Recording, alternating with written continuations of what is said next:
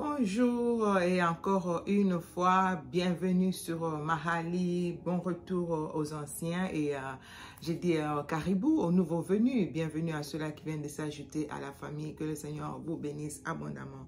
Père, je te dis merci pour ces instants, merci pour ton amour, merci pour tout ce que tu es pour nous, pour tout ce que tu fais pour nous, ô Dieu de grâce. Nous t'élevons Seigneur au-dessus de principautés, des trônes, des dominations, des lois établies dans nos familles. Daigne prendre le contrôle total de ce moment, ô Éternel des armées, que j'ai diminue, que tu croisses, ô Seigneur. Père, parle-nous, ouvre nos yeux, ouvre notre esprit, Seigneur.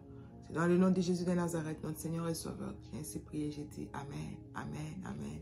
Que le Seigneur vous bénisse tous abondamment. J'ose croire que tout le monde se porte à merveille ici, et moi je veux bien, nous sommes bien, nous allons très bien. Par sa grâce, c'est sa grâce qui nous maintient en vie. C'est sa grâce qui nous protège, qui nous préserve des dangers, des mauvaises nouvelles, des accidents. C'est sa grâce, c'est par sa grâce que nous sommes encore debout, nous tenons encore jusqu'à aujourd'hui. Oh my God, si je regarde à la méchanceté des hommes, à la méchanceté de nos ennemis, on ne peut même pas survivre une seconde. Mais si on est là, on est en bonne santé, on est en vie, c'est par sa grâce. Alors, je dis merci à tous ceux-là qui sont en train de s'abonner. Merci à tous ceux-là qui sont avec nous depuis le début. J'ai mémorisé certains noms déjà parce qu'ils sont là depuis le début, les enfants de la maison. Je vous dis merci. Merci un grand merci à Mahombi qui ne cesse de m'aider, de me soutenir dans l'œuvre du Seigneur. Oh, vous avez vu qu'il y a un grand changement sur la chaîne.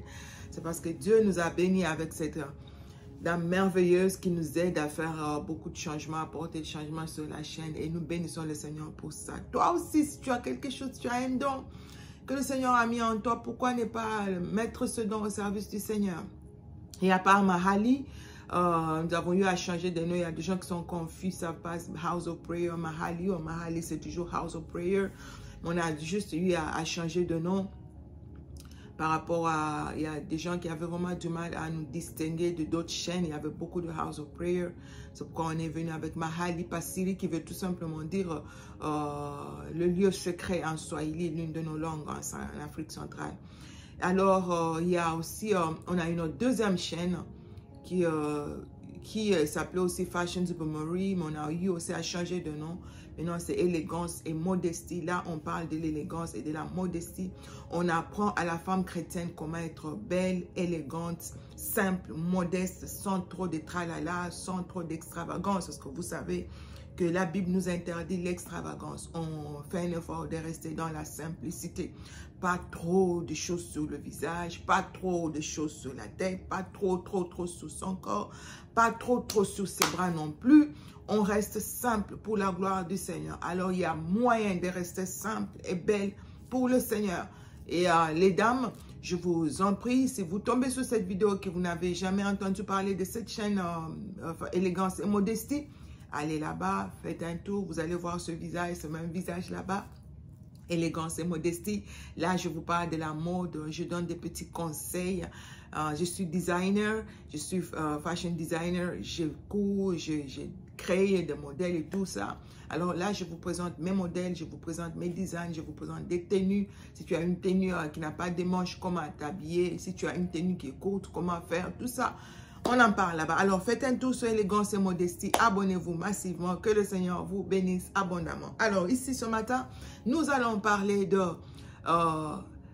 mon témoignage, mon expérience par rapport... J'ai eu à parler de ça brièvement dans une vidéo.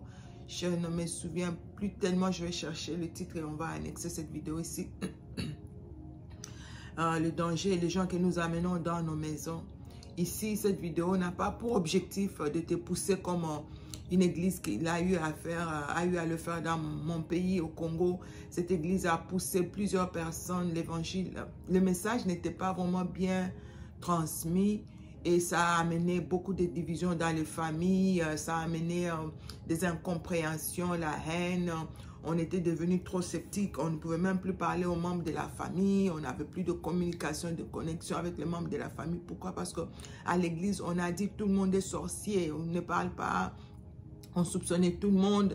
Et avant de faire n'importe quoi, l'état d'esprit, l'état d'âme, on devait Oui, c'est bien d'être sensible à l'esprit. Oui, c'est bien de consulter le Saint-Esprit. Oui, c'est bien, c'est très important d'ailleurs, consulter le Saint-Esprit et tout ça. Mais que cette vidéo ne t'amène pas à haïr les membres de ta famille, à détester les membres de ta famille, à éloigner tout le monde de toi. Non, cette vidéo, c'est juste pour te réveiller, pour ouvrir un peu tes yeux. Arrête d'être lâche, arrête d'être sentimental, arrête d'être, comment je peux dire ça? Ne laisse pas les gens abuser de ta bonté, de ton amour. Moi, par exemple, laissez-moi vous donner un petit exemple. Je suis quelqu'un qui donne beaucoup. Je peux vider mon compte pour les gens. Et je reste moi-même, je n'ai rien, j'ai tout donné. Ça, c'est l'or. Et j'ai remarqué que les gens commençaient à take advantage of that. Comment abuser, voilà. Ils en abusé. J'ai trop de demandes. Tu vas te rendre compte, tu vas te réveiller. Tu as 5-6 demandes en une semaine de l'Afrique. Et tu fais le transfert. Les 6 personnes qui ont demandé, il y a aux 6 tu donnes. Je ne dis jamais non. Même si je dis je n'ai pas, mais je veux toujours chercher quelque chose. Je suis allée au-delà de mes limites. Et j'ai vu que ça me détruisait moi-même. Et ça n'aide pas aussi les autres, les gens qui me demandent là. C'est comme si dans leur tête, c'est comme si moi je ne manque jamais. Moi j'ai toujours. Et moi quand je n'ai pas, qui me donne? Quand je n'ai pas où aller. Je n'ai que Dieu. Et eux, c'est tout le monde. C'est comme si dans leur tête, moi je me dis, à un moment donné, je dis, mais Laure, arrête un peu. C'est comme si eux, dans leur tête, moi, je ne manque jamais. Moi, j'ai toujours. Tout le monde. Tu te réveilles un matin, tu as 5 messages en une journée. Tous ils demandent. 100, 200, 300. C'est urgent. C'est toujours urgent. Si tu ne veux pas vraiment, je dis non, Seigneur. Je ne te demande pas de changer mon cœur. Tu m'as créé comme ça. Je donne. Mais là, je sens vraiment que ça devient un peu de trop.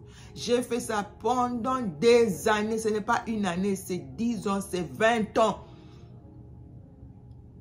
J'ai fait des transferts qui ont étonné même mon époux. Un jour, ça l'a choqué. Il dit, mais c'est pas possible. Qu'est-ce qu'il y a dans ta tête?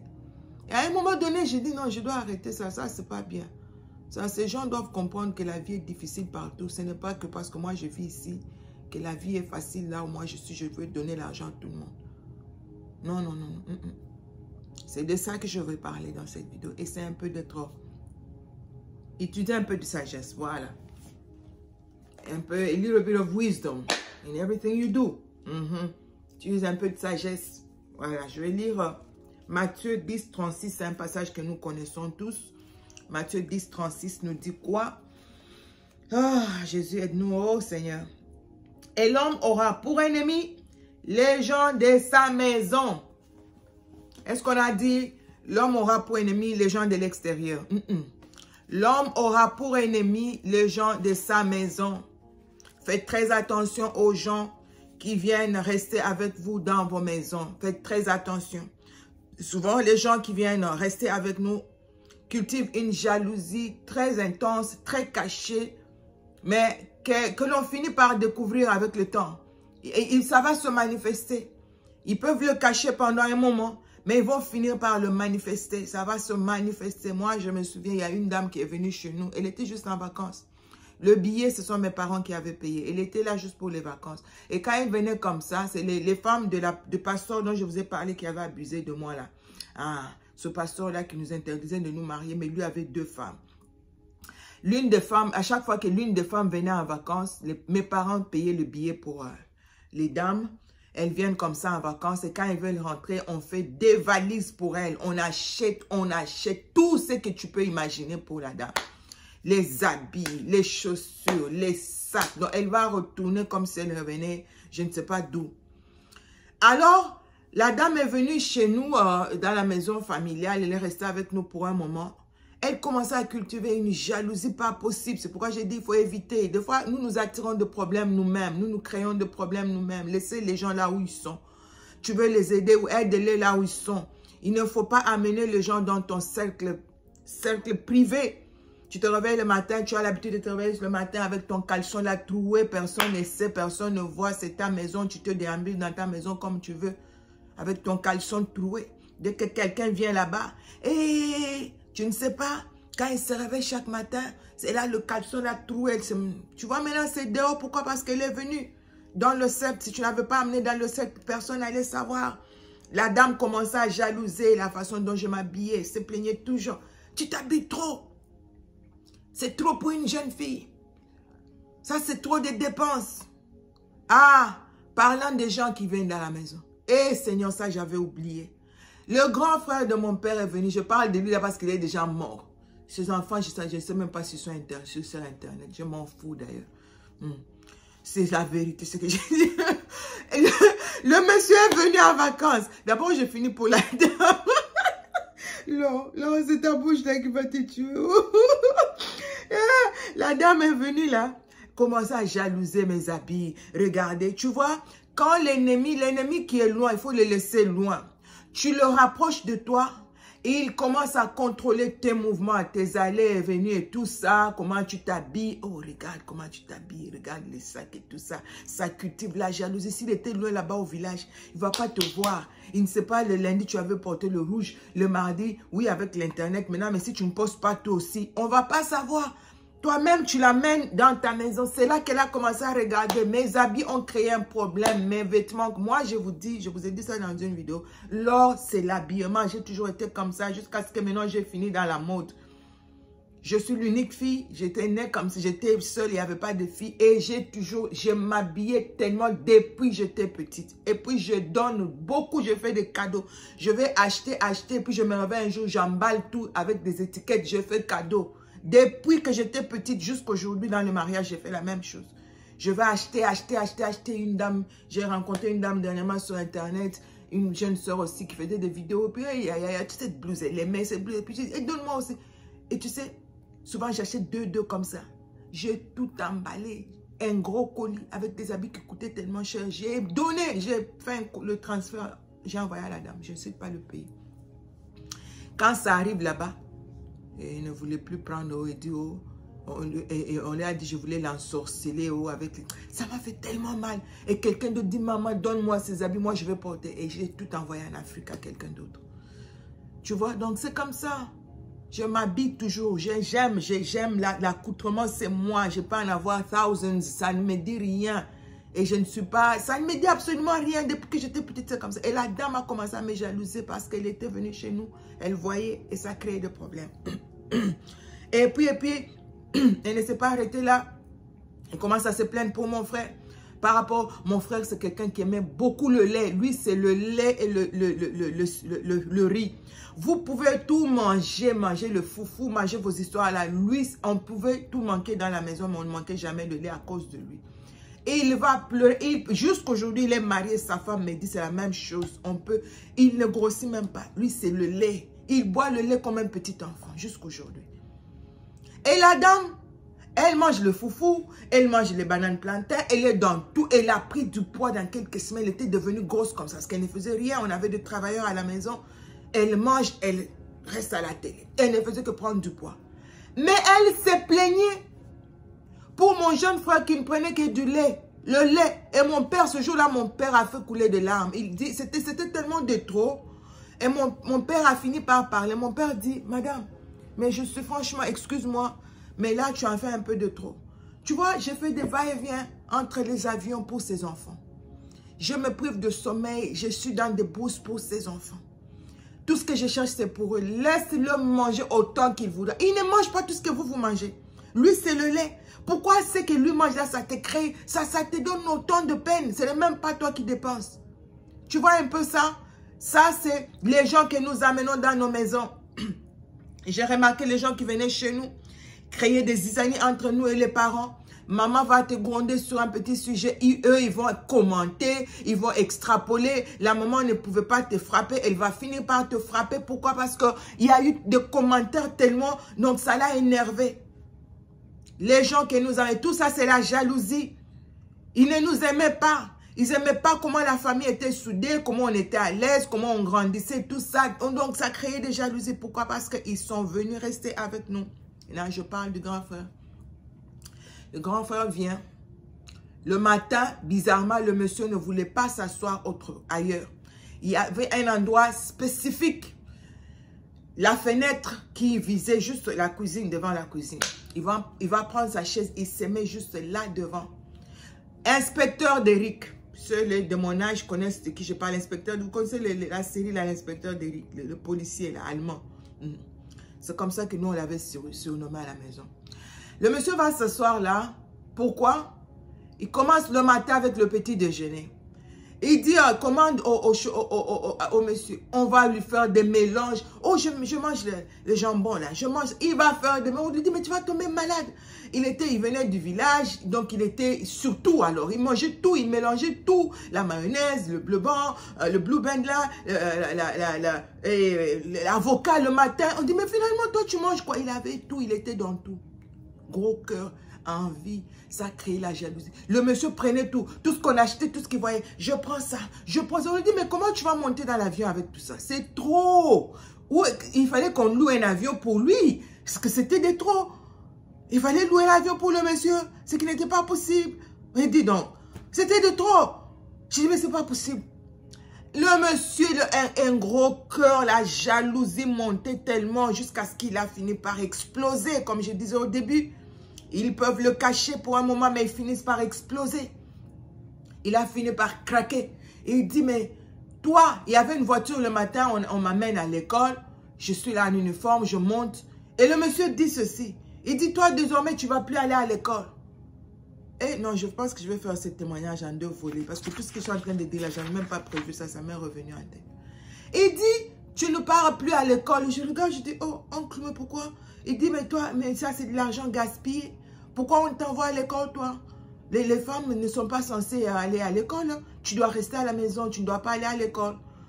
On doit arrêter ça. Tu es en train de gaspiller l'argent de mon frère. Ça, c'est du gaspillage. Et d'ailleurs, dans notre famille, les femmes elles sont bonnes à rien. Elles ne font rien. Tu restes à la maison carrément. On arrête cette histoire de l'école. Alors, là, tu rentres. Tu pars pas. Juste comme ça. Je dis, hey, mais ce monsieur, il est malade ou quoi? Mais c'est quoi ton problème?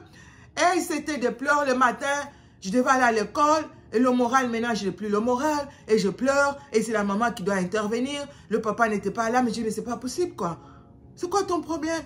Ça, c'est la sorcellerie des Africains. Et tout ça, c'était des combats que je ne comprenais pas. On était déjà en train de me combattre. C'était déjà des problèmes. Moi, je ne comprenais rien. C'est plus tard que je comprends maintenant mieux. Oh, Seigneur Jésus.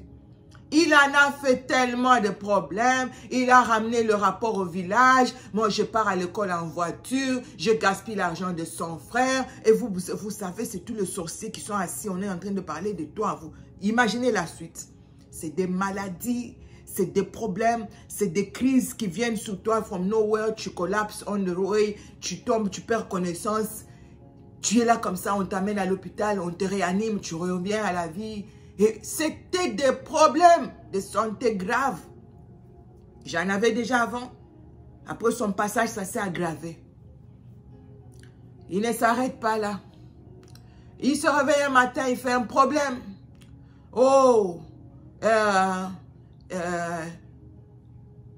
maman ne doit plus utiliser la voiture. Pourquoi? Parce que notre mère au village allait au pied. Elle marchait à pied. Pourquoi toi tu vas utiliser la voiture de mon frère? Tu gaspilles l'argent de mon frère. D'abord c'est ta fille. Et maintenant c'est toi. Tu es tout le temps en voiture. Tout le temps sorti. Tout le temps faire des courses. Notre mère au village, elle marchait à pied. Mais dis donc, messieurs, là on n'est pas au village. Nous sommes en ville.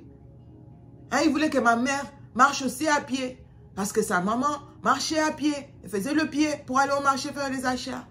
Et là, il faisait des problèmes, c'était des cracks every day dans la maison. C'était terrible. Ses vacances étaient vraiment horribles jusqu'à ce qu'il est parti. Et le jour où il partait, il a fait des excédents à l'aéroport parce qu'il voulait amener tout. Faites attention aux gens que vous amenez. Le monsieur ne savait pas que j'étudiais dans une école chère et tout ça. Quand il est venu, il a eu des informations. Le monsieur ne savait pas qu'on avait de voitures, mais il a eu des informations, il a amené, les combats s'est multipliés. Et tu as attiré de combats, et tu es sur le point de t'attirer de combats, avec ce neveu que tu vas appeler de l'Afrique, avec cette nièce que tu vas appeler de l'Afrique. Moi, j'ai toujours dit à mes frères que chacun élève ses enfants. Moi, je ne veux pas élever les enfants de quelqu'un. Eux aussi, mes frères ne sont pas sorciers, leurs enfants ne sont pas sorciers, ils peuvent venir en vacances, oui, mais que chacun porte ses fardeaux.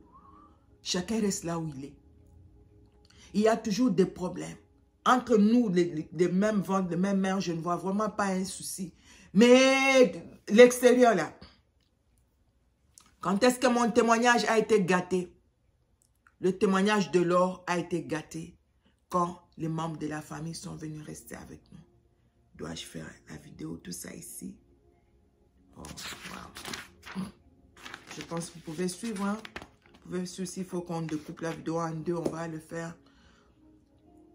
Mon témoignage a été détruit lorsque les sœurs sont venues rester avec nous. Ça c'était un cauchemar qui a commencé.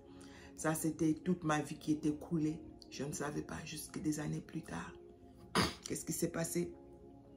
Je ne veux pas aller dans trop de détails pour ne pas éveiller certains soupçons. Mais les gens qui sont venus s'installer avec nous dans la maison familiale, il y avait des choses, oui, je vous ai parlé de ce pasteur qui a abusé de moi. Tout ça, c'était des secrets de famille, c'était à l'intérieur. Les gens n'étaient pas au courant et tout ça. Et j'étais tout le temps malade, mais ça n'avait rien à voir avec la sœur quand elle est venue. Maintenant, tout ce qui s'est passé, la moindre chose qui s'est passée à la maison était connue des voisins. Les voisins connaissaient tout. Et tu sors, les gens te regardent autrement. La même avenue sur laquelle tu vivais il y a 10 ans, 15 ans déjà, les gens t'aimaient beaucoup, les gens te considéraient. Je voyais comment j'étais en train de perdre le respect, la considération et tout ça. Je ne savais pas pourquoi. Je ne comprenais rien, je ne savais pas. Or, on avait quelqu'un à l'intérieur, quelqu'un de l'intérieur qui amenait les informations à l'extérieur. Et des informations qui n'étaient pas vraies d'ailleurs. Beaucoup de choses étaient extrapolées, exagérées. Ce n'était pas vraiment comme ça. Donc, il a tout amené à l'extérieur. Tout ce qui se passe à chaque fois que tu tombes malade, tu es à l'hôpital. Toi, tu sais que tu es malade. Tu n'as pas avorté, il n'y a rien. Mais les voisins savent que tu viens d'avorter. C'est pourquoi tu es malade. Et ça a gâté ma réputation jusqu'au jour où je te parle. L'église où je suis sortie, j'ai beaucoup servi le Seigneur là-bas, mais avec beaucoup de peine, avec beaucoup de difficultés. Pourquoi? Un très mauvais témoignage. Un très mauvais. Les gens ont cru à tout ça. Or, c'était jamais vrai. Tu essaies de t'expliquer, tu essaies de... Avec ceux-là qui font vraiment quand même un effort de te rapprocher, de t'approcher, de vivre avec toi, ils découvrent, oh, c'était pas vrai, oh, elle n'est pas comme ça, ça n'a jamais été, mais tu ne vas pas dire à tout le monde, tu ne vas pas aller door to door, porte à porte pour dire aux gens, non, tout ça c'était vrai, non, tu laisses le Seigneur te défendre, tu laisses le Seigneur te justifier. Tous les fiancés qui sont venus, alors tous, je les ai perdus comme ça, un après un. Et ceux le plus courageux, après quelques années, ils vont quand même te dire, tu vas pleurer, tu demandes, mais dis-moi au moins qu'est-ce que je fais. Oui, j'accepte que tu me quittes, mais dis-moi au moins qu'est-ce qui se passe. Il ne te dit pas. Et après, à un moment, il va quand même décider de te dire, oh non, il y a telle, ta soeur qui m'a dit, tu as beaucoup avorté. Tu couches avec le même homme qui couche avec toi, c'est le même homme qui couche avec ta maman. Et des choses qui n'étaient pas vraies. Et tu es une femme d'une mauvaise vie. Tu passes tes nuits dans des boîtes. Je dis, ah bon? Qui t'a dit ça? Mais c'est ta soeur. Ah bon? Ça, c'est la personne avec qui je dors. C'est la personne avec qui je mange. Et les gens me disent, mais Laure, mais mets-toi à ma place. Ça, c'est ta soeur. Tu m'as présenté que c'est ta soeur. Vous êtes toujours ensemble. Comment tu peux? Mais comment je peux ne pas la croire? J'ai cru parce que c'est elle, avec elle. Et avec les autres, elle est allée plus loin, même les séduire et coucher avec eux. Tu sais, tu vois tout ça, pourquoi? Parce qu'elle est venue dans le cercle privé. Ça, c'est quelqu'un qui était loin depuis des années, on n'avait jamais eu de problème. C'est quand elle est venue à l'intérieur que le combat était devenu, le combat avait changé de forme. C'était devenu intense. Quand tu rapproches l'ennemi, de loin, il est difficile pour lui de te détruire. De loin, il n'est pas facile pour lui. Il y a des éléments qui vont manquer dans le puzzle. Mais quand tu le rapproches, là, tu le rends la tâche facile, au fait. Quand tu rapproches l'ennemi, tu rends la tâche facile. C'est pourquoi, après avoir vécu toutes ces choses, moi, alors, j'ai décidé de ne jamais vivre avec les gens à la maison. Je reste seule. Les gens viennent en vacances pour quelques semaines et ils partent. Hein. Et même les vacances, là, ce n'est pas tout le monde. Hein. Ce n'est pas tout le monde que j'accepte. J'ai failli commettre l'erreur grave encore, ici, déjà mariée. J'étais dans une église il y a longtemps, j'ai connu une famille là-bas, et puis il y a leur fille qui devait aussi venir ici aux États-Unis, et ils ont appris que j'étais ici, ils m'ont contacté, on a parlé, oh, c'était bien gentil au début là, et c'est seulement quand la fille voulait venir, le jour même elle prend l'avion, Dieu commence à semer la confusion. Je prie, je dis, Seigneur, s'il y a quelque chose qui va arriver, s'il y a des problèmes qui vont se créer, je ne veux pas de problème. Seigneur, ce que je ne connais pas, oui, je connais les parents, la fille, je la voyais de loin. Toutes les années qui sont passées, plus de 10 ans, je suis en dehors du pays, je ne sais pas qu'est-ce qu'elle est devenue, qu'est-ce qui s'est passé, quel est l'esprit qui anime la dame. Je vais l'amener dans ma maison, comme ça je suis mariée. Et n'est même pas de ma famille. Ceux-là de ma famille m'ont détruit. Alors, quelqu'un d'autre, qu'est-ce qu'elle peut faire? Elle va le faire des yeux fermés. Elle s'en fout. Hein? J'ai dit, Seigneur, j'ai prié. En dernière minute, le lait de beauté, c'est moi qu'elle devait m'amener. Le lait de beauté que j'utilise, ça vient de la pharmacie. J'achète ça en pharmacie en France. Mais il y a une autre pharmacie au Congo qui livre aussi ça. Et c'est à un bon prix. Et puis, c'est l'original. Je leur ai dit de m'acheter ça à la pharmacie et puis m'envoyer. Avec elle, c'était juste quelqu'un qui vient rester chez moi. Tout ce qu'on m'avait acheté, il n'a pas voulu m'amener ça. Je lui ai dit, madame, moi j'ai voyagé plusieurs fois. J'ai fait plusieurs voyages avant de venir ici. Je t'ai donné des consignes comment voyager. Prends juste le scotch, colle ça, et puis tu mets dans la valise, dans le soute. Tu ne mets pas dans le bagage à main, ça va passer. Oh non, c'est le premier voyage, tu veux qu'on la complique, et tout ça, ça crée des incompréhensions pour dernière minute. Et puis après, du coup, elle est venue, elle n'est plus venue chez moi, elle est venue chez son amie. Et toute la famille qui me parlait tous les jours, ils étaient gentils avec moi. Tout le monde, ils m'ont tous bloqué du coup et tous, personne ne veut plus me parler. Juste comme ça, just like that. Je dis, hé, Dieu, tu es bon. Ça, c'est ce qui m'a... Donc, ce qui m'attendait était pire que ça. Le Seigneur a tout arrêté comme il avait arrêté le mariage. Je vous avais parlé, non? J'ai arrêté mon mariage la veille. Quelques jours, quelques semaines avant le mariage. J'ai dit, Seigneur, je suis en train d'aller. Si ce n'est pas là où tu me veux... Seigneur, crée une situation que tout s'arrête. From nowhere, le monsieur m'appelle, dit là, on arrête tout aujourd'hui. Viens prendre, je viens récupérer la clé de la maison. Viens prendre tes habits. Si tu ne viens même pas, j'envoie mon cousin te ramener tes histoires. Les photos, tout comme ça. On sait, c'est pas quoi j'étais en prière. Prie. Demande à Dieu. Cet enfant que tu vas amener de l'Afrique. Cet enfant que tu veux amener de ton village, toi tu es en Afrique, tu vas amener.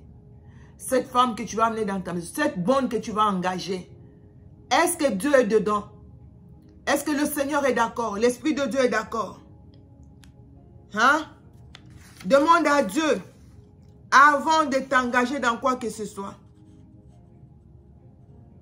Les gens que nous amenons dans nos maisons sont comme des caméras cachées, des caméras de surveillance pour amener des informations dans le monde des ténèbres. Tu l'amènes chez toi et lui il amène tout.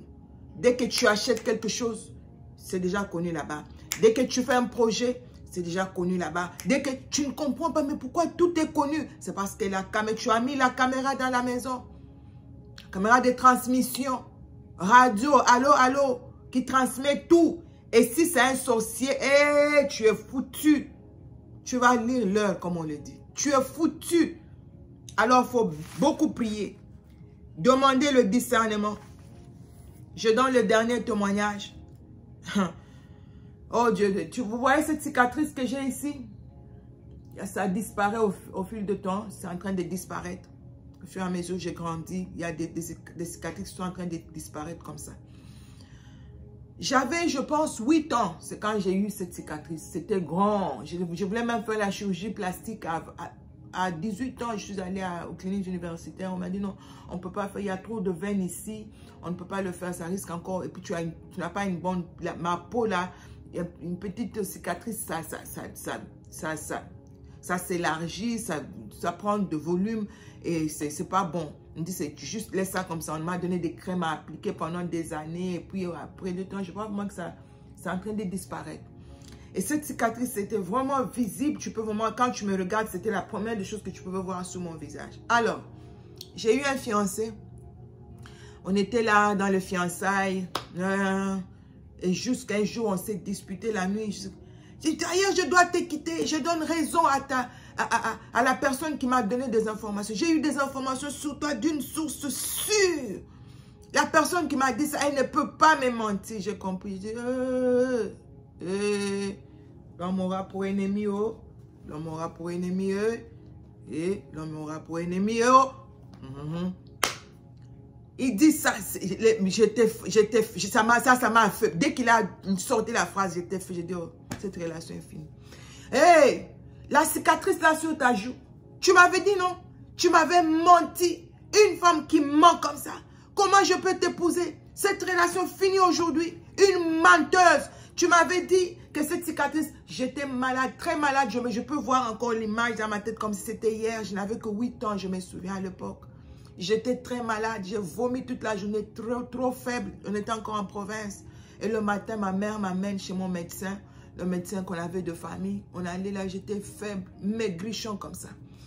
On arrive et pendant qu'on marchait pour aller chez le médecin, j'ai vu un petit chien. C'est pourquoi j'ai le traumatisme de chien jusqu'aujourd'hui. Je n'aime pas. Moi, je suis traumatisée par le chien. Mais là, je suis en train de m'habituer. La peur, là, m'a vraiment quitté depuis que je suis ici. Parce qu'ici, tu vois, les chiens. Mais dès qu'un chien crie sur moi, là, ça me rappelle ce jour-là. Et puis le trauma revient. Et je vois ce petit chien-là qui était avec sa maman. Comment vous appelez les chiots, là? Avec sa maman. Il est commencé à aboyer comme ça et puis il venait vers moi. J'ai crié, maman dit, mais c'est juste un chiot, arrête-toi, c'est juste un chiot. J'ai dit, non, je ne veux pas. J'ai crié, j'étais dans tous mes états parce que je n'aimais pas les chiens, ça m'a traumatisé. Et puis quand j'étais en train de courir, je suis allée me cogner dans les fils barbelés et ça m'a coupé là. Ça m'a coupé aussi sur la cuisse, c'est la même cicatrice que j'ai ici, que j'ai aussi sur la cuisse.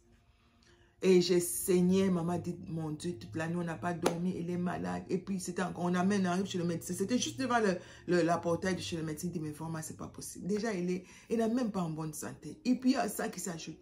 Ça m'est resté dans la tête pendant des années. Et ce jour-là, le monsieur me crache. On lui a dit, j'étais en train de me battre avec ma rivale pour un homme. C'est pourquoi la rivale m'a déchiré le visage comme ça avec des lames de rasoir. Ce n'était pas ce que je lui avais dit. On lui a dit par la famille. Oh.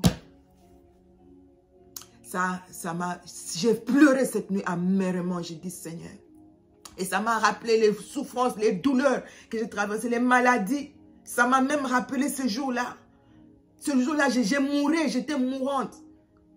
J'ai dit, mais les gens, j'ai dit à cet homme, je ne veux plus jamais te revoir. C'est fini. Bye, au revoir. Alors, faites très attention aux gens que vous amenez dans vos maisons. Tout le monde n'est pas votre ami. Il y a de ceux-là qui deviendront vos ennemis juste après avoir vu comment vous vivez avec moi. Moi, comme je vis avec mon mari, là, je ne peux pas amener quelqu'un ici. Quelqu'un de jaloux ou quelqu'un de mauvaises intentions. Il va me tuer le même jour parce que ce qu'on fait, c'est la façon dont on vit, c'est tellement beau et tu vas penser, tu vas me tuer. Eh non, je n'aime pas que chacun reste chez soi. Alors, arrête de t'attirer toi-même des problèmes. Cette vidéo est un peu trop longue, mais elle est importante. Il est important de fois que tu t'assieds et que tu écoutes ce genre de témoignages. Ça va t'édifier. Que le Seigneur de gloire vous bénisse abondamment. Abonnez-vous, continuez à vous abonner, partagez avec les autres. Ça, vraiment, please. Je te demande de partager, ça va aider beaucoup de gens. Et toi-même, sois prudent afin de ne pas tomber dans le piège de l'ennemi. Paix et grâce dans vos maisons.